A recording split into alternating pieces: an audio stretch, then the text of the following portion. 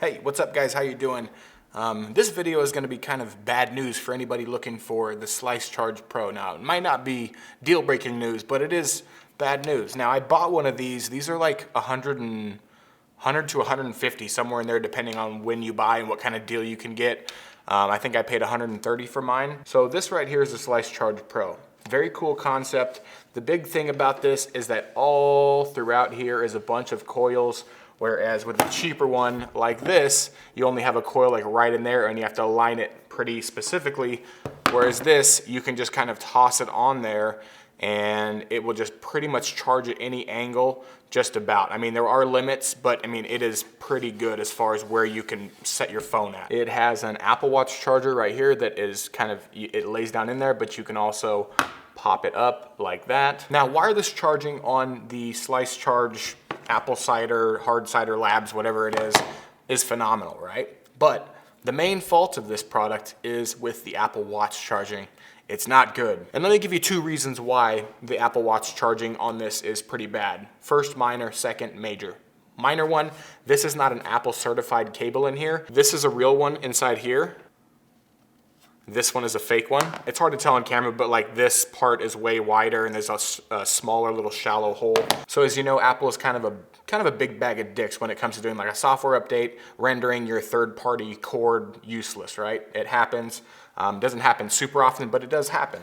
So you could be left with, after a software update, Apple Watch charger that doesn't even work at all. Now that is a minor problem. You could go in and replace it. You can take all these screws out of the back and it is just a cord that plugs into USB on a board and just wraps up to here. So worst case scenario, you could buy that genuine, authentic Apple 1 foot cord or whatever for 30 bucks and then replace it to where you have that peace of mind. Now, second and most important issue is going to be the fold up height of this, right? This is not gonna matter for people that have watch bands that are like leather, that you can undo them like that, where it can lay flat onto that and you don't need to fold it up. But anybody with a metal watch band like this, where you can't, and you have to angle this up in order to put your watch on there, right? So anybody with that kind of band and using the Slicecharge Pro, you're prone to waking up in the morning with a dead Apple Watch. And this happened 2 nights in a row for me. And I sat there thinking, what the fuck is going on, right? So I emailed the Slicecharge guys.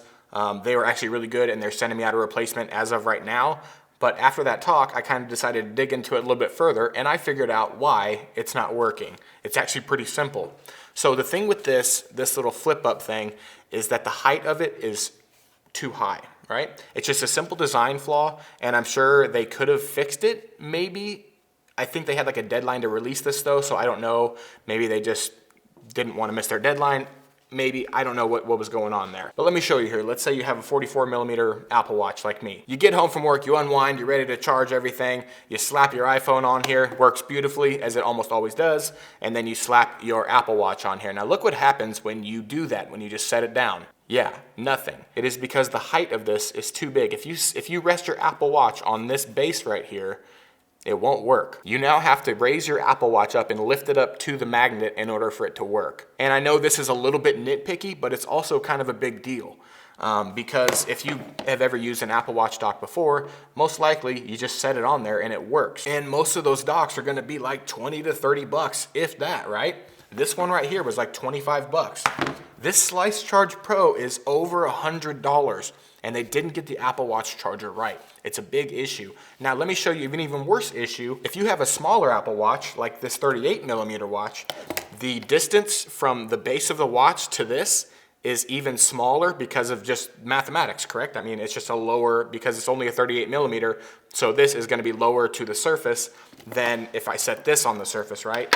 When I set this on, it's even worse. It's very unlikely to get it to charge when you just drop it on there. This 38mm, you have to raise up quite a bit in order for it to sit on that dock correctly. And the thing is, sometimes I would get it on there and sat correctly with this watch right here, but because I have this metal band on here and it's pretty heavy, throughout the night at some point it would fall down off this magnet, and that could be because it's not an Apple certified charger and the magnet is not as strong in this charger that they have, but my watch would kind of just fall off and rest onto the surface here and it would stop charging, so I'd wake up with like 13% battery on my Apple Watch. And here's the thing, right? This could be easily fixable by Slicecharge if they just put like a little rubber grommet barrier thing here that would raise up the level of where your Apple Watch is sitting, and you wouldn't have that issue, right? It'd just be a little bitty piece of rubber, and that would fix the issue, I would think. I ain't no math magician or a design engineer, but that seems like that would fix this problem. A really, really cheap piece of rubber or whatever you want to put there.